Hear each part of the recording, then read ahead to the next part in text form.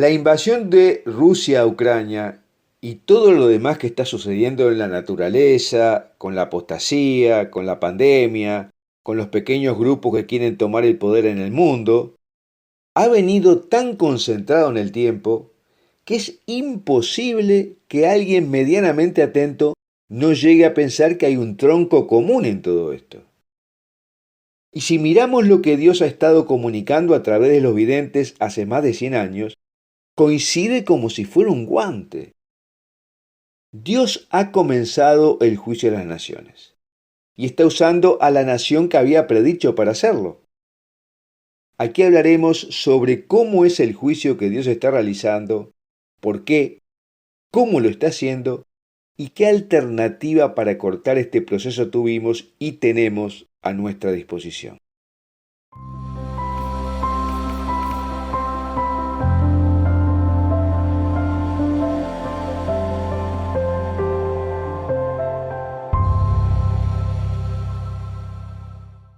Antes de comenzar, te recuerdo que en la descripción de este video encontrarás los links al texto de lo que hablamos aquí, a la newsletter de Foro de la Virgen María y a nuestro canal de Telegram que tiene materiales muy especiales.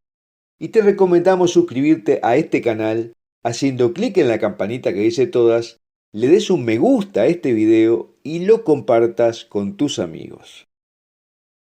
Ahora, la visión de Rusia a Ucrania es parte del cumplimiento de las profecías de Fátima. Ya no se puede tapar el sol con la mano y decir que todo lo que está pasando en el mundo son hechos aislados y que las profecías no se cumplen. En el año 2000, el Vaticano reveló la visión del tercer secreto de Fátima, y el cardenal Joseph Ratzinger, prefecto de la Congregación para la Doctrina de la Fe, interpretó la imagen que se le presentó a Sor Lucía de un ángel tratando de tocar con su espada el eje de la tierra al grito de penitencia, penitencia. Y dijo que el ángel con la espada flamígera a la izquierda de la Madre de Dios recuerda imágenes similares en el libro del Apocalipsis.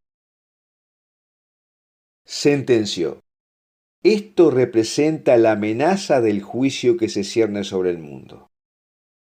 Y agregó: hoy la perspectiva de que el mundo sea reducido a cenizas por un mar de fuego ya no parece pura fantasía. El hombre mismo con sus invenciones ha forjado la espada flamígera. Y ya convertido en Benedicto XVI, volvió a repetir en el 2005 esta advertencia a la Iglesia, particularmente en Occidente, donde se estaba desarrollando una rápida descristianización. Y más adelante, el cardenal Robert Sarah diría que las naciones occidentales se han apresurado a disolver la ley natural y eliminar todas las restricciones, particularmente aquellas que protegen a los más vulnerables. Y es por eso que el juicio de Dios comienza en Occidente.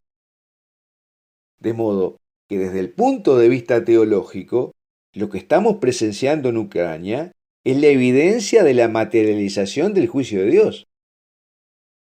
Y las profecías nos dicen que está siendo realizada por la nación designada por Él para hacerlo, Rusia. Porque así como Dios eligió misteriosamente al pueblo de Israel para revelarse como el único Dios todopoderoso y entregar sus mandamientos a la humanidad, también eligió al pueblo responsable de efectuar el castigo por la desobediencia cuando lo hubiera. No sabemos por qué eligió a cada uno, pero lo cierto es que es así. Nuestra Señora bajó a Fátima en 1917 para decirnos que las naciones iban a ser castigadas por Dios si seguían violando sus mandamientos y no se convertían. Nos señaló la nación que sería ejecutor del castigo, mostrándonos que era Rusia, y nos indicó cómo evitar el castigo, la conversión, pero no le hicimos caso. En 1917, Rusia era una nación débil, con hambre, en agitación política. Pero la mayor parte de su gente era todavía cristiana y se dedicaban especialmente a la Virgen María. Y el 13 de mayo, la Virgen bajó a Cova da Iria, en Portugal, y dijo a Lucía y sus primos en Fátima algo que se haría realidad a partir de octubre de ese mismo año, con la toma del poder de los bolcheviques en Rusia. Dijo: Rusia esparcirá sus errores por el mundo, promoviendo guerras y persecuciones a la Iglesia. Los buenos serán martirizados. El Santo Padre tendrá mucho que sufrir. Varias naciones serán aniquiladas. Y allí en Rusia, devenida como Unión de Repúblicas Socialistas Soviéticas, se instauró el primer régimen ateo en el mundo, con la blasfemia pública, el adoctrinamiento antirreligioso de los niños, la legalización del aborto, el divorcio fácil, la liberación sexual y otros errores que María predijo. Y durante 7 décadas, la Unión Soviética fue un imperio en tal crecimiento que superó incluso a Roma en sus conquistas, pero también en represión, encarcelamiento y persecución a los cristianos. Pero de repente, la Unión Soviética desapareció gracias a la consagración imperfecta que hizo Juan Pablo II del mundo al corazón de María en 1984. Aunque no desaparecieron los males que había introducido en el mundo, porque la consagración no se hizo tal como la pidió María. Por lo tanto, no llegó a las naciones en que los errores habían sido esparcidos. Porque una versión del marxismo mutado se había introducido en Occidente, lo que hoy se llama marxismo cultural, que es la ideología prominente en las élites de Occidente y con la que quieren dominar al mundo. Mientras Rusia está luchando aún por desembarazarse de los vestigios del comunismo y comienza su recristianización, que es lenta, porque subsisten los resabios imperiales, la mayoría de su población es hoy atea por tantas décadas de ateísmo, y por ejemplo tiene una tasa de abortos del doble que Estados Unidos. Según el padre Malachi Martin, que leyó El tercer secreto de Fátima, mostrado en 1959 por Juan XXIII cuando viajaba con él y el cardenal Bea, Rusia era el regulador del calendario de Fátima y el agente del castigo. El tercer secreto, según Malachi Martin, contenía un castigo físico a las naciones, un castigo espiritual y la información de que Rusia tenía la función central en los dos. O sea, que los castigos físicos y espirituales están diagramados sobre un calendario en el que Rusia es el centro. Pero todo este terrible proceso podría evitarse. No era necesario que sucediera si se concedieran 2 pedidos de María que llevarían a la conversión. Uno, que quien fuera papa en 1960 debería publicar el texto del tercer secreto para que todo el mundo lo supiera.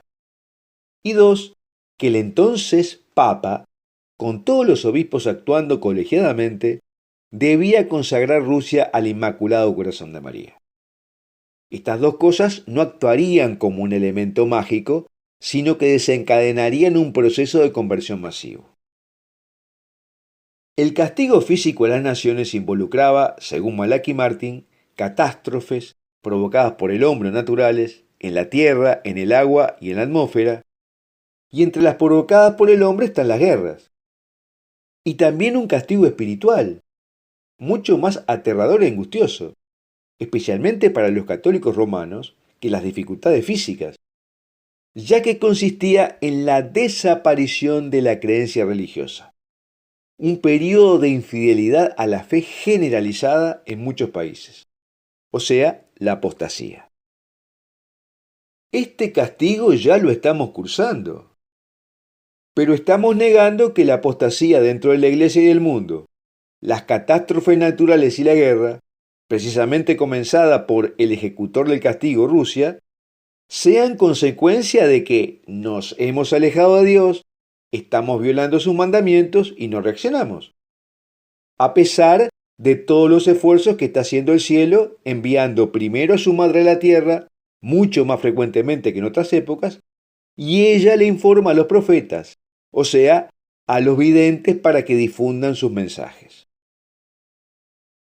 Y mientras tanto, un considerable volumen de católicos se niega a ver lo que sucede con el absurdo argumento de que Dios es tan bueno que jamás castiga, lo cual no solo no tiene asidero bíblico, sino que es una forma de negar la justicia de Dios y además de ser permisivo con cualquier pecado que se cometa.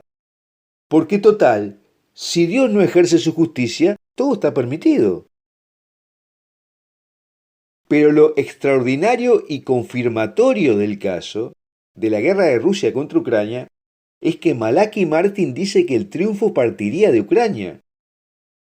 Y lo mismo expresa el vidente ucraniano Josip Tereila, lo que pone este conflicto hoy en el centro de las profecías. No sabemos cómo sucederá esto, pero la profecía está desde décadas antes de que se sucediera esta guerra. Tal vez ahora, cuando las señales se comienzan a amontonar, podamos entender mejor por qué Nuestra Señora imploró a la Iglesia que consagrara Rusia a su Inmaculado Corazón y pidiera la devoción de los primeros sábados de mes. La paz podría haber llegado a través de la conversión completa de Rusia. Pero ahora Rusia, en lugar de ser un instrumento de conversión, se ha transformado en un instrumento de purificación. Y además hay muchas profecías que dicen que Rusia invadirá Roma. Nuestra Señora dijo en Fátima que aún siendo tarde, el Papa hará la consagración de Rusia al Inmaculado Corazón de María. Y será cuando las cosas estén realmente malas, dijo ella en Garabandal.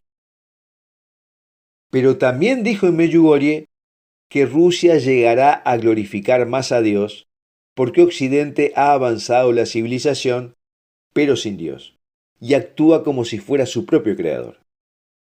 Y Juan Pablo II le diría al obispo Nilica, el mismo que consagró testimonialmente Rusia al Inmaculado Corazón de María en el mismo corazón del Kremlin, en una especie de operación comando organizada por la Madre Teresa de Calcuta, que Medjugorje es la continuación de Fátima, y que la Virgen estaba apareciendo en una zona comunista como Medjugorje porque los problemas del mundo se habían introducido desde ahí. Bueno, hasta aquí lo que queríamos hablar para interpretar lo que está sucediendo en Ucrania. Dios está realizando el juicio al mundo y Rusia es el agente de castigo.